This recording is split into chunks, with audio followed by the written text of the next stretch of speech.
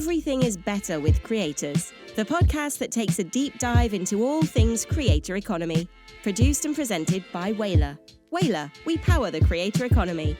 With your hosts Ashley Rudder, Emma Harmon, Jamie Goodfriend, and Marco Bertozzi. I am the creator.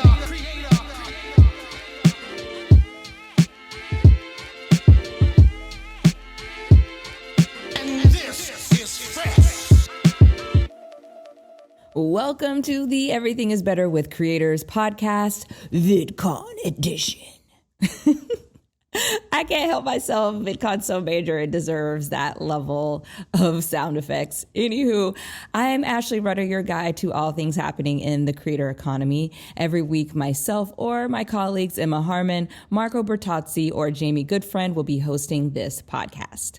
So on this week's episode, we feature a panel discussion from Vidcon, the highly influential creator conference for brands, fans, and creators.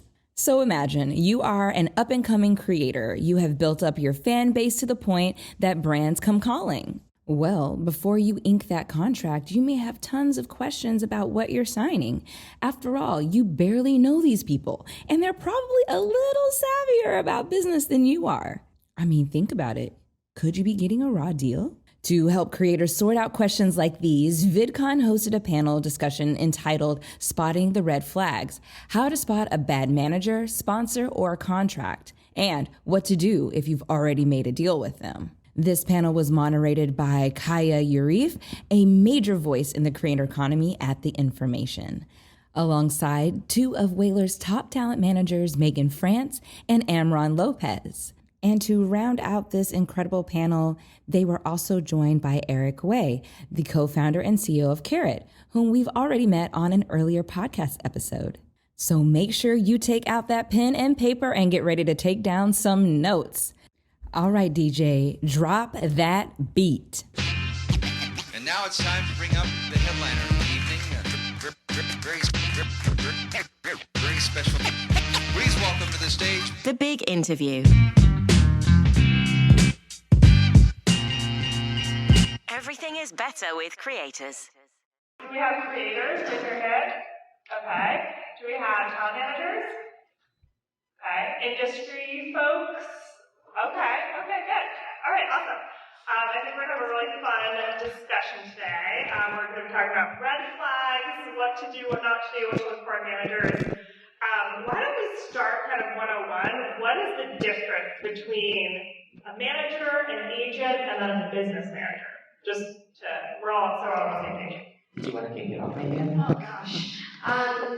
So it's a bit of a holdover from the traditional entertainment industry. Historically, if you wanted to be an actor, you needed to get signed by a licensed agent who could put you up for auditions.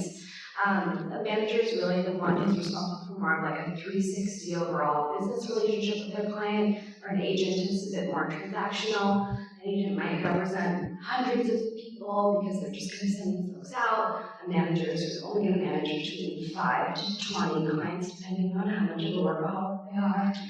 And then a business manager is really the one who's helping set up your business, set up estimated tax payments, all that nitty-gritty stuff that you might need a business degree to do.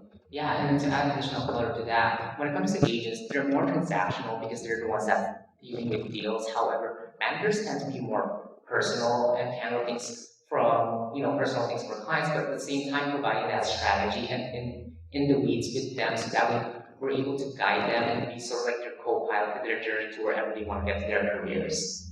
One of the best pieces of advice I received from one of my favorite creators, Ellen Choi, was he said for him, he wishes he had focused on building a relationship even with his manager beyond the transactional. Because while it's absolutely true that your manager is your manager, you want your agent to fight for you.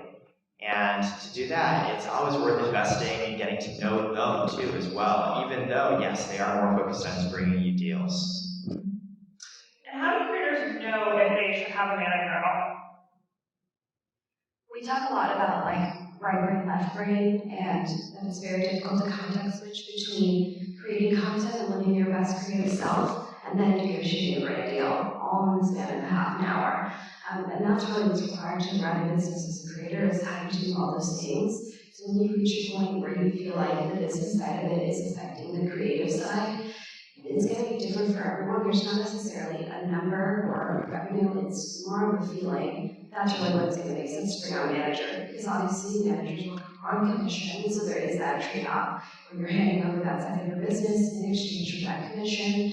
Then you get to fully immerse yourself in the creative and really get to go all in and know that your manager is fighting for you and giving you the best deal and protecting you. And what's the vetting process like? Like, what should creators look for when they're thinking about getting a manager? Like, what could be some potential red flags there or things to watch out for? Yeah, I think when you're looking for a manager, you want to make sure that you're meeting with someone that really understands you and someone that you're going to be comfortable with working with. Because at the end of the day, it's a relationship, and you have to feel comfortable with the person that you're working with, making sure that there's someone that's going to champion for you. But most importantly, you want to work with someone that's listening to you and really understand your perspective, and not just someone there who is going to take that commission that they're not adding to your business. So it really depends. You have to be comfortable with them, and they have to have like a business strategy for you that you're going to be comfortable with and that you're confident with. And to add on to that, I would really say in the vetting process, put any potential manager to task. I always offer up to any potential clients that they can speak to any of my current clients, as if I'm interviewing for a job and I have references. I want the potential client to feel like if they were to join my roster, that they're in good hands and they relate to the other creators that I work with. Because it really is like a rising tide lifts all ships. And just know that this industry has been around a while, and it's now very easy for someone to buy a domain, make a one-page website, call themselves a manager, and just start emailing all of the creators who they think don't have managers. So really make sure you understand their experience, the brands they worked with, outside of brand deals, the projects they worked on for clients. Like, interview them as if you are the CEO of your business, bringing on the COO. I'll also two stories from creators I really admire. I ran into Hilary Smith yesterday, an editor we work with, and his partner Ashley said, working with a manager is almost like finding the love of your life, in that it's deeply important, and the first person who comes along and shows interest in you might not be the right one. The second point I'll add is from another creator I work with closely named Whalar, and he said for him, the three big things he thinks about. Number one is, hey, working with this agent or this manager, is this going to save me at least an hour of my time every week? Number two, to your point on negotiating better brand deals, he said he saw the first-hand power of his manager when he was doing a deal with Shopify. And his manager actually knew how much Shopify was spending on creator and influencer budgets that quarter and how much was left, and was able to propose a price that he knew Shopify was willing to pay, as opposed to like if it was just him, he's just like making up numbers, right? So looking for someone who has leverage. And the third point Tej mentioned that I really appreciate is like, hey, finding someone who also can be the bad guy.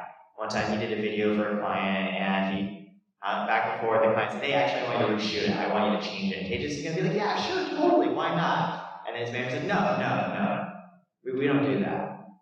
This is what you asked for. You didn't give us that, like, this is the video you're going to have. And having someone who could do that and letting Tej retain his brand as a creator, he found really valuable. And what are industry standard commissions? Like, what should creators be? Because I think you come into this, you don't know what an appropriate percentage that you should give managers. So what's the standard? Yeah, typical industry standards between 15 to 20% general. If you do bring on an agency to kind of build out your team, oftentimes management will drop the commission down, and it'll be a 10-10 split. So out the door, it's still 20 for the creator, and then you'll build out a larger team and all work together. And how many clients should a manager have? How many clients should a creator feel comfortable with? Because I imagine if they have a roster of 100 people, you're not getting a ton of attention in that situation. I think it really depends. It's really up to the manager and what they're able to handle. So sometimes some managers have 8, but typically I think a good roster for the industry is like 8 to 15. Yeah.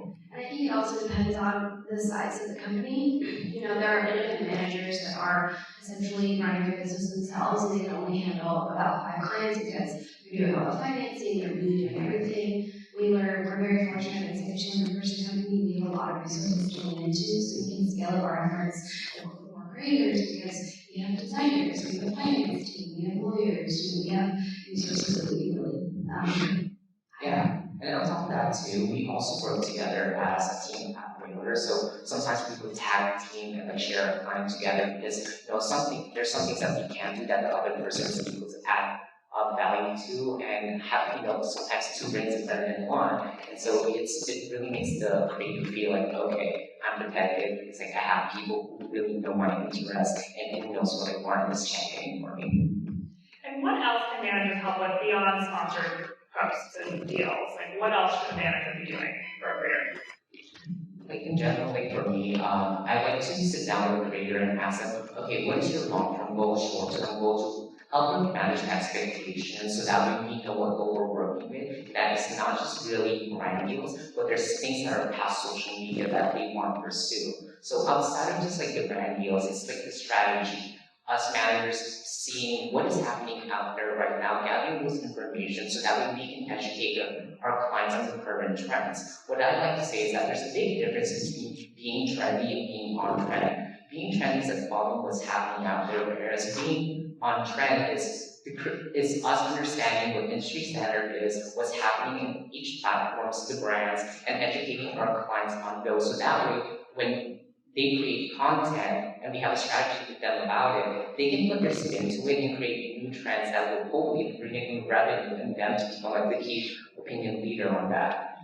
I think a good manager is really going to advocate for the big picture. I know a lot of creators, they get this audience seeing like overnight, they're chasing an algorithm, they feel like they need to produce content at an untenable scale, and that is a direct path to burnout. And oftentimes our conversations with Joe, we're business therapists, we're like, let's talk about the 5-year plan, the 1-year plan. Like, how can we ensure that this job you love doing, you can do it for as long as you'd like to? Ensure you're running through brand deals because you're scared that that money's going to go away or that audience is going to go away is not the way to do it. But thinking about sustainable business lines like running a membership business on Patreon or one of those programs, running a merch line or a clothing line or your own app, like all of those things you can own a little bit yourself, and then because of more of a salary on a monthly basis you can really depend on.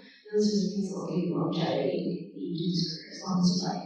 I think to Amron's point, the best managers are the ones that help you figure out what your dream and passion are and then help you get there beyond just blowing up on social media. And I've seen creators that we work with often to 3 different segments. Number one, for some of them, social has always been a way to jump into more traditional media, right? In terms of Hollywood, acting. Melissa Chunky Stead started off by building cold on TikTok, and she recently just filmed an acting commercial with Kevin Hart. Like, that's a big deal. That's what UTA helps support her. Or number 2, maybe it's actually around building the business side of it, launching lines of products and courses and revenue. A great example of a creator like that is obviously Mr. Beast, or like Eric as well, right? Where, hey, content is really just the distribution, the advertising that helps them go and open up new lines of revenue. And there are just creators who just really want a manager that takes care of everything else, and they just gotta keep creating. Max Levine, who works for Rivera, told me that Brent just at the end of the day just wants to keep creating content more than anything else, and his job is to support Brent in that. Yeah, so all in all, I like to say that, managers are like career architects. So this way, the creators is able to focus on their passion in creating, while we help manage things in the back end so they can pursue their passion. I think this is a question I get a lot from creators that I talk to. Like, how many sponsorships should they be getting a month? Like, inbound and doing? Like, what factors into this? Obviously, it's not going to be a one-size-fits-all answer.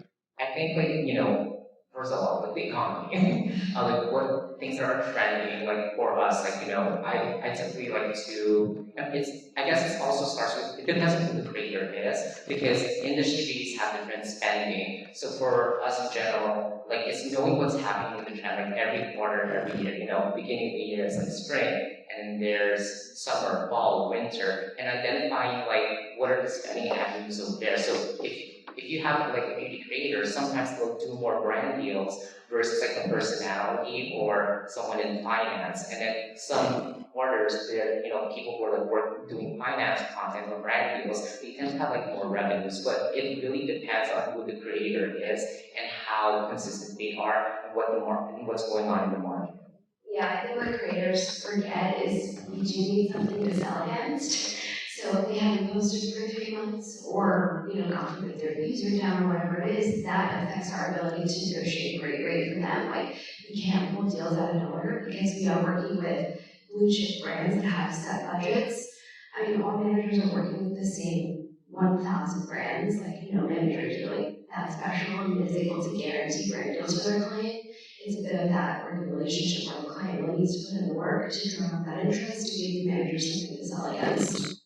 I think, so at Karat, we're not agents or managers, but we build financial products for creators. Think of us maybe as a creator's private banker. So we see a lot of financial data on creators and the brand deals they receive. And I think I'll make 3 points. The first one is, your question is a little bit tricky to answer because going to what you alluded to, depending on the type of content you make and the genre you're in, it super really varies. There are some creators who can do a brand deal every couple of weeks, and there are some who are only going to be doing one every couple of months. And of course, the scale of that brand deal really matters. If you are, for example, as you alluded to, a financial creator, right, the rates you're going to be getting are much higher than, say, for example, if you're targeting younger demographics. So that's the first point we see. The second one is, typically, though, from a mixed perspective, the majority of creators who we serve at Karat today, more than half of their revenue is coming in from brand deals, right? I like to think, YouTube in the old days, like 10 years ago, it just basically be all AdSense. And like brand deals probably are going to be a really significant degree of what you're making. And the third point I'll make is, I think this also goes back to Amron's point on, hey, a good manager is someone who's helping you think of your career and revenue outside just brand deals. With the current macro recession, we're seeing hits like 20 to 30% on brand deals, right? Because, hey, brands are scared, people aren't spending as much. And so I'll also say, it's not just, how many brand deals should I be getting? It's also, hey, what's the mix of brand deals in my portfolio as a creator, as opposed to other ways that I can monetize and make money too, especially if in the near term, brands are going to be a little bit more scared and be paying lower rates. It's also a very unsustainable business line. Anyone who's ever worked in sales and who's building a pipeline, there's no way to predict the things that will go through the end of that pipeline and what you can guarantee will close. Being a creator working with brands is the exact same methodology. So you'll notice your brand deals might go down in August when everyone in America is going on vacation. They might spike in December because the CMO of the brands are like, hey guys, spend all this money or you don't get it next year. So brands throw money at creators or it's the holidays and they're trying to sell as much stuff as possible. And then in January, again, everyone goes on vacation and it plummets. So that's really why we look to develop those more sustainable business lines. So the brand deals are additive, but they're not like, if I don't get a brand deal this month, I won't be able to pay my rent. Actually, Megan and Amron, both of you managers, I might ask, what are some of the favorite ways you help creators think about, hey, like what's more outside there beyond just brand deals? Especially in this environment now. We're going into a potential recession, like Eric just said, rates are down, and some people are pulling brand sponsorships. Like, what are good managers doing in this situation? I think just like expanding your business outside of brand deals and also diversifying your content, making sure that it's trendy, but at the same time too, like figuring out the passive income for them, so this way they're not just like heavy relying on brand deals, so trying to figure out how does that going to look like, and identifying like if the talent wants to do that, what are other passions, so this way we can figure out like how we can help monetize on that and start training their audience to see in that lens.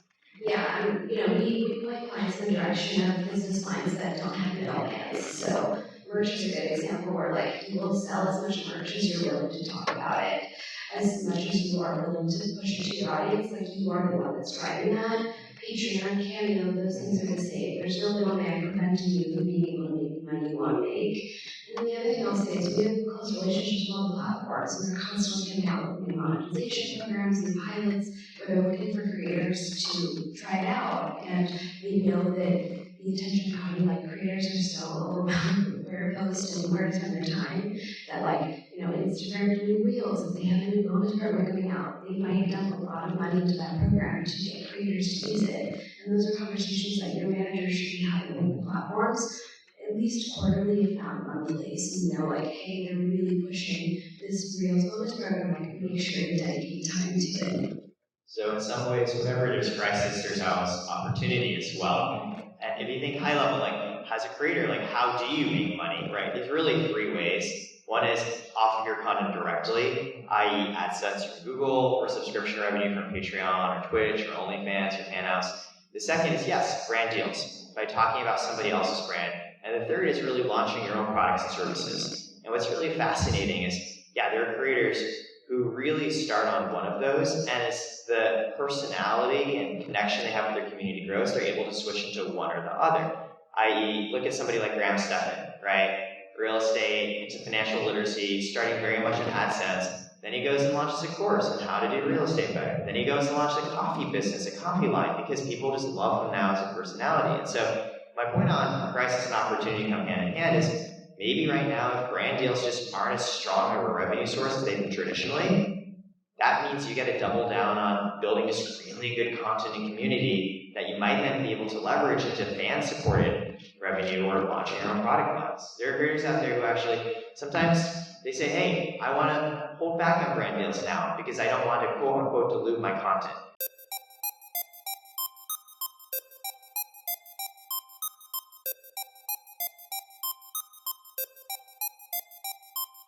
We hope you've enjoyed what you've heard and will come along with us as we navigate this journey to the promised land of the creator economy. Make sure to follow or subscribe to our show on Apple Podcasts, Spotify, Google Podcasts, iHeartRadio, or wherever you like to listen to audio. And of course, a rating or review would be much appreciated if you get the chance. And special thanks to Kaya Yurieff, Amron Lopez, Megan Frantz, and Eric Way.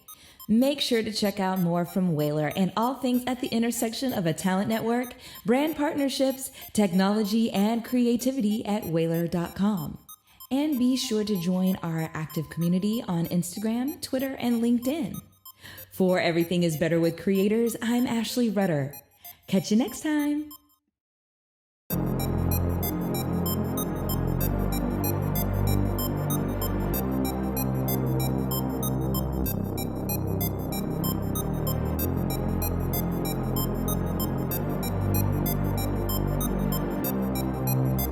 You see, I am the creator. Everything is Better with Creators is produced by Whalar. Whalar, we power the creator economy. Learn more at Whalar.com.